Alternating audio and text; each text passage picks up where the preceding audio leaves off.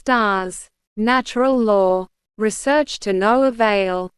BD0254 from January 10, 1938, taken from book number 5/6.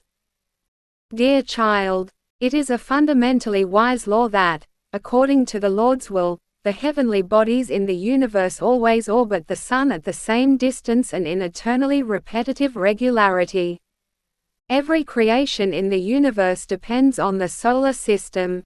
Not a single star can exist without the luminosity of the Sun, for the purpose of each heavenly body consists of being the abode for countless more living beings. And yet the composition of each one differs. If you want to ascertain this, you must take hitherto unknown laws into account. The Earth is a completely independent star. That is, from other heavenly bodies, with its own specifically designed natural laws, and therefore you can only explain the stars you see in the firmament according to these natural laws. Yet you do not come close to the truth in this way. The laws of Earth apply to all inhabitants of Earth. Nevertheless, they deviate from the laws of other stars. Consequently, it will never be possible for you to establish principles and rules about them, for you are not in control of the laws of the universe. It is roughly the same as if you tried to explain to the creatures in the animal kingdom that every individual person thinks differently. Just as every spirit shapes its own life and that these lives can be totally different. And the animal would be unable to understand the spiritual sphere in which the human being exists, although man lives on the same earth as the animal. So all stars differ from one another, despite the fact that they all move within the universe and are subject to the same will.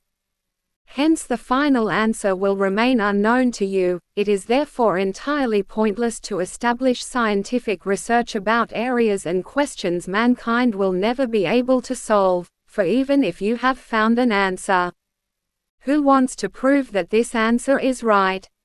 Your calculations and conclusions will only ever be in accordance with the applicable laws for Earth. Yet the universe hides such great secrets that researching them during your earthly existence will be a futile effort.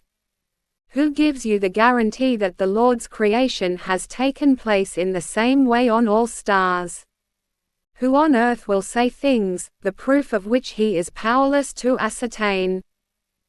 Just as planets are worlds apart from each other, so is every star's purpose different for its assigned beings, and the laws these heavenly bodies are subject to were given by the Creator of the universe according to his wise judgment, yet they are utterly incomprehensible for the inhabitants of Earth and not inexplicable for the human intellect.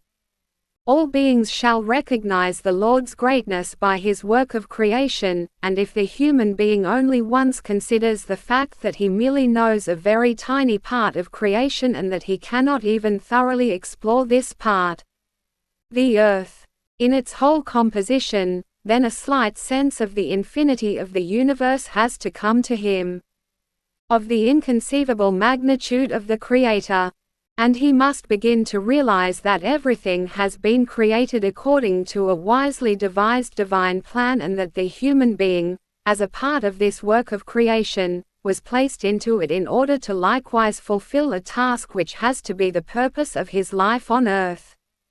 And the result of a person's contemplation about trying to investigate the earth and its surrounding heavenly bodies should be the wish to serve the Lord of the world. For vast is the universe and tiny is the human being. Amen.